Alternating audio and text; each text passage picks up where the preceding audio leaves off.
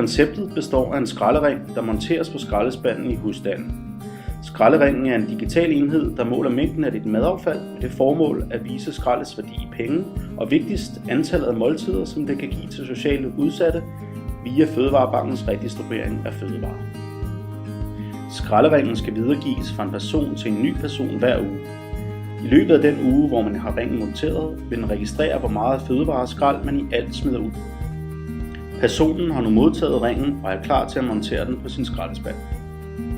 Skralderingen er justerbar, så den kan tilpasses forskellige typer af skraldespande. For at kunne registrere den samlede mængde af skrald, man smider ud, skal man downloade skralde-appen. Der smides et æbleskrog i skraldespanden. Vægten i skraldeposen stiger, og dette vises på skralderingens display.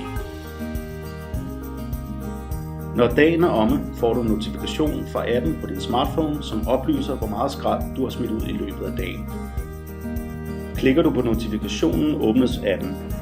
Udover at se, hvor meget skrald man i alt har smidt ud, ser man, hvor mange måltider det svarer til, og hvor meget ens skrald er værd i kroner ud fra Fødevarebankens beregning af et måltids værdi.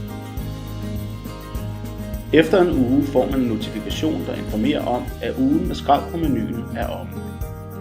Når man klikker på notifikationen, åbnes appen, og man får en opsummering over alt den skrald, man har smidt ud i løbet af ugen, hvor mange måltider det svarer til, og hvor meget skraldet er værd i kroner. Nederst kan man donere værdien på sit skrald til Fødevarebanken, eller selv vælge, hvor meget man vil donere, men minimumsbeløbet er 1 krone. Samtidig er det muligt at gøre donationen til en fast donation.